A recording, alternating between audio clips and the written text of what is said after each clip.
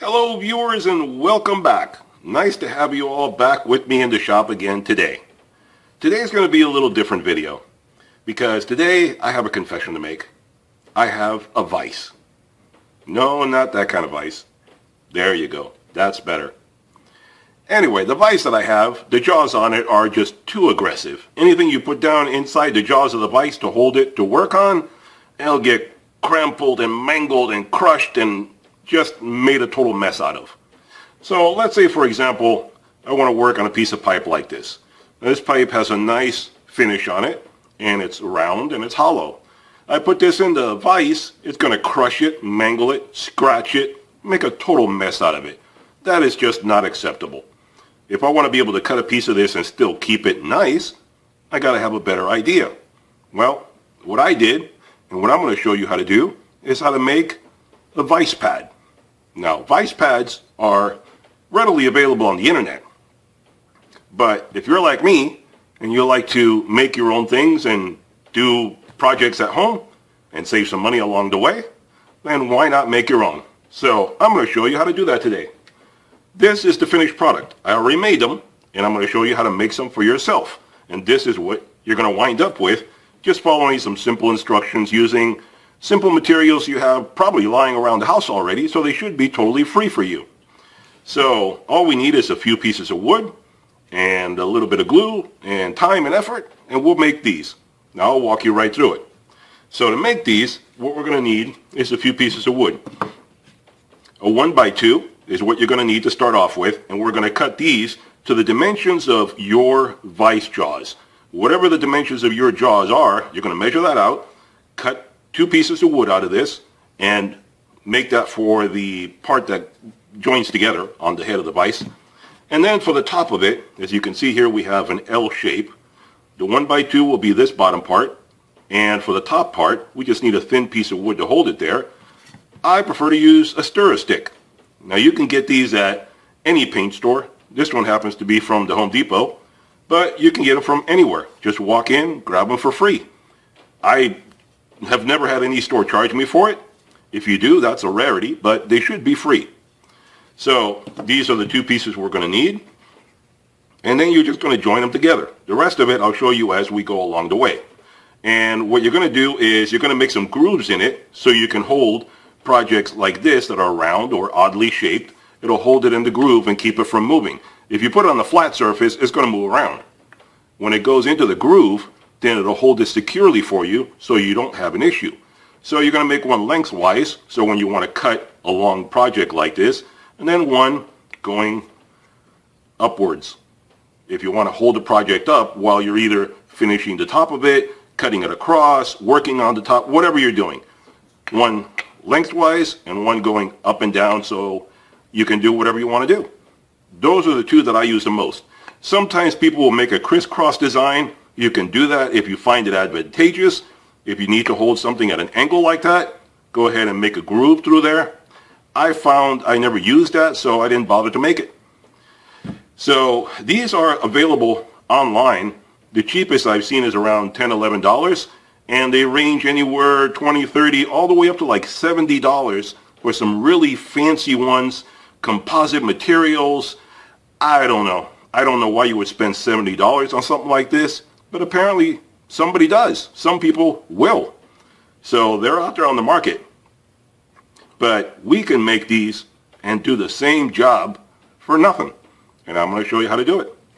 So let me cut these to an appropriate dimension, and I'll be right back. And we're back.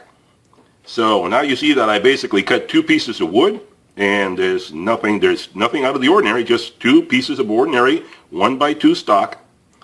I cut 2 pieces of the paint stirrer stick, and what we're going to do is we're going to join these like an L. Now you can put some glue on here and then nail it together, and you'll have a really strong bond. Just put it together like that. That's what you're going to wind up with, something like this. And you'll have this by the time you're done. So this is the shape you're going for, an L shape. So I'm going to nail these together, and then I'm going to take them over to the vise, and I'll show you how we're going to make the grooves in here. Now the size of the groove is totally up to you. Like I said, the angles are totally up to you, and the size that you use is totally up to you. If you work with small stock like this, go with a small groove. If you work with bigger stock and you need something bigger, make a bigger hole. It's totally up to you. That's the beauty of this. Totally 100% customizable to whatever you need. Instead of buying a generic product online, you can make something that will suit your individual needs. So let's go to the Vise, and I'll show you how to do that right now. Okay, and we're back. Now, I put in the two Vise Jaws, Vise Pads, I'm sorry, I keep saying Jaws. The Vise Pads, I put them in here. The best way to do it is to line them up evenly with each other, put them both together, just like they're going to sit in there. That way you make a perfect hole on both sides. So line up the jaws, put them in there, close your vise, make them sit in there nice and tight, close it nice and tight. You don't want it to slip out of there. And you take your drill. I'm going to use an electric drill, but you can use a cordless. And you take a bit, spade bit, regular drill bit, it doesn't matter what you use. You're just going to drill a hole into soft wood.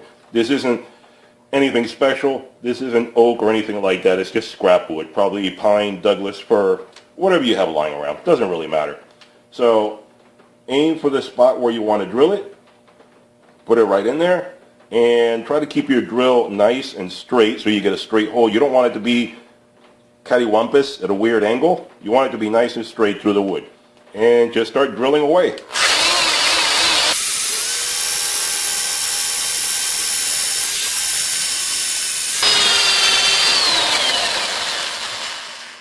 And you want to take it out every so often, clean it up, give it some chance for the dust and so forth to come out of there, and just drill straight on through. Go back and forth, in and out, that kind of thing, so you don't stress it out too much.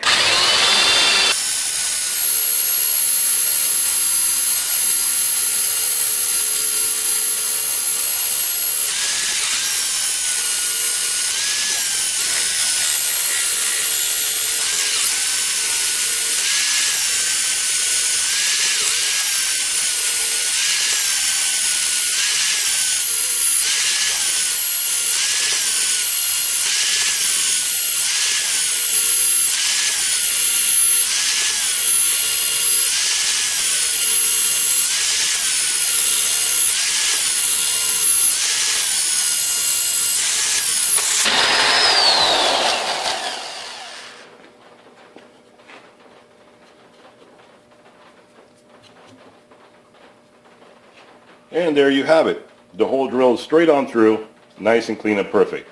Now while you have it here already, if you want to, you may want to drill the hole right on top. You may want to drill whatever holes you intend to use on here so that you get it all done at the same time.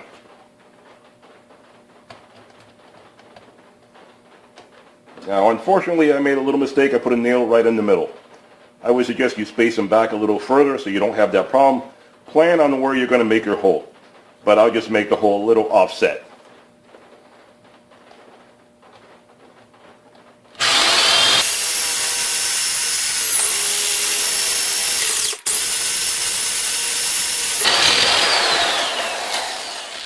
And there you go.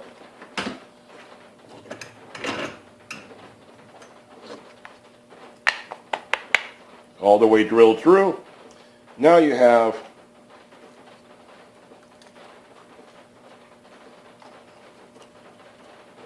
the beginnings of some nice, good Vise Jaws, Vise Pads. I keep saying that wrong. And these are going to line up perfectly. By doing it together, you'll make sure that they line up perfectly when you put them back together. There you go. There you go. And there you go. And talking about the project that we had earlier, where we wanted to work on that piece of pipe, now I'm going to fix that problem in a minute. Let's say we wanted to work on this piece of pipe we discussed earlier. So what we do is put the pipe in here, close up the vise, and you see it's perfect for holding that pipe in there so it doesn't move. Not going to break, not going to get damaged, not going to have any problems whatsoever. Now this, like I said, is just the beginning. I'm going to show you how to make some improvements on this to make it much more convenient for you.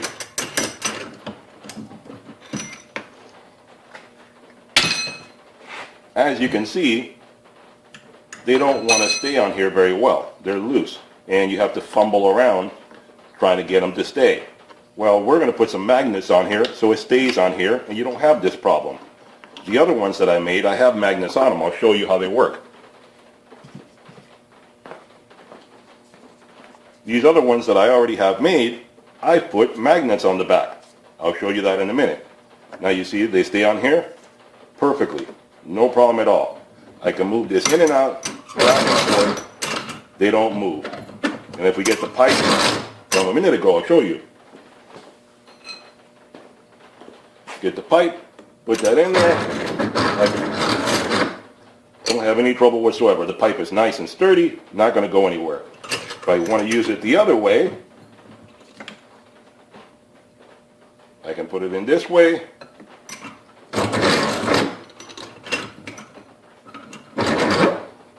Hold the pipe in place. Not go, well, I don't want that. Tighten it up a bit. Not going anywhere. Pipe is nice and tight. And another improvement that I'll show you in a moment is these soft pads I put on top. These are reversible now. You have this side, which has the cuts in it for whatever you want to do, and then you can turn them over and have soft, spongy pads. So you can put anything you want in here, and it will not get damaged. Gotta push those down. Whoop, this wants to move on me.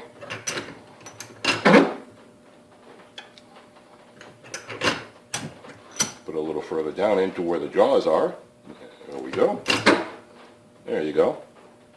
Now you can see how well that holds that in there. I was holding it too tight up here.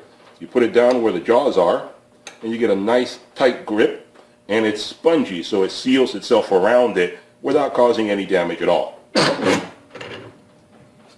As you can see, no damage to the pipe anywhere. That's the point of this. So let's go back to the bench, and I'll show you how to finish this off. Okay, so we're back here at the bench, and we have the Vise pads that we just made. And like you see, we cut into them. So now we have, well, we drilled into them, better way to say it. So now we have holes on the side and on the top. And like I said, you can feel free to make as many holes as you like. I don't want to weaken the wood too much, so these are the two I use the most. Now this is a very basic project, very rough at this stage, let's say. If you want to make it better and get to the point of achieving this, let's make some improvements. First of all, you're going to have some jagged edges, so I would take a nice round file, go through, file them up, clean them up. That way you don't hurt yourself and you don't hurt any project you're working on. Just simple cleaning up of the rough edges, because the drill is not going to go through perfectly. So just clean them up and you'll have a much better finished product. This way it won't look homemade. It'll look pretty much professional. Nice clean edges. Get rid of some stragglers there. There we go. So we cleaned that up. Now, how do we get this nice finish? You can paint them if you like, but I like to have a nice soft rubbery finish. I mean, the wood is a major improvement over the steel jaws. So this is going to help whatever project you're working on. But let's make it one step better. How do you go from here to here? Well, Plasti Dip. That's your best friend right here. I would get a can of Plasti Dip. This is going to be the most expensive part of this project.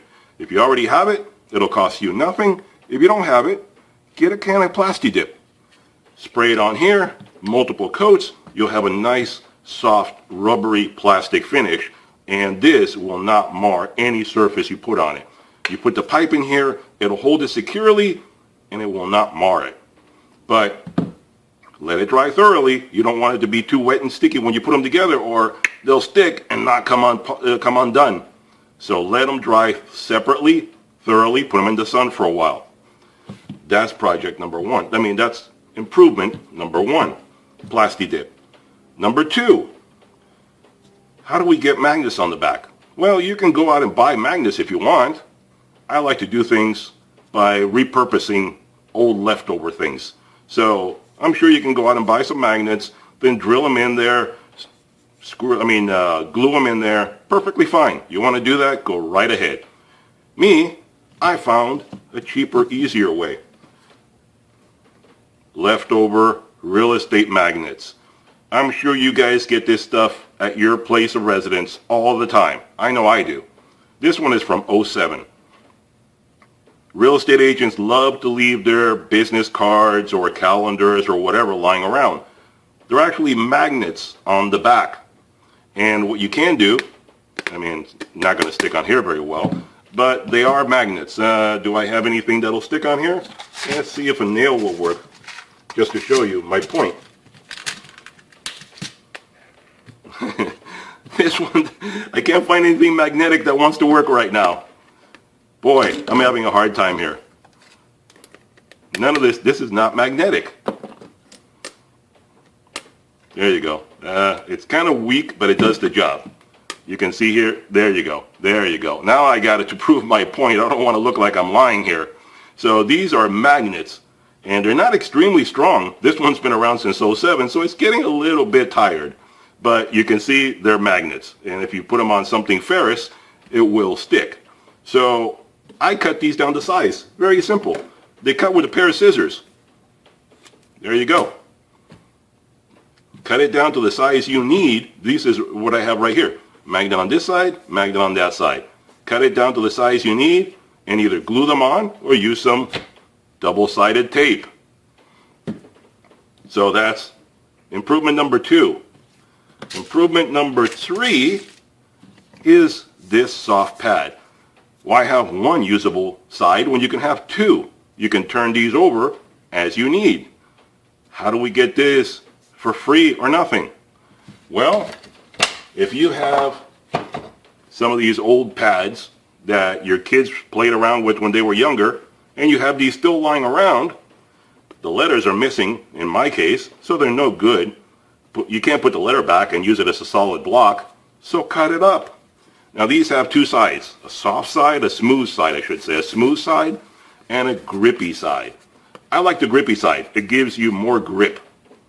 So I cut these on here, cut them to shape, use some double-sided tape or glue, put them on here, secure them in place, and you're good to go. So you can take this rough block of wood and turn it into a nice, usable, good-looking, soft Vise pad.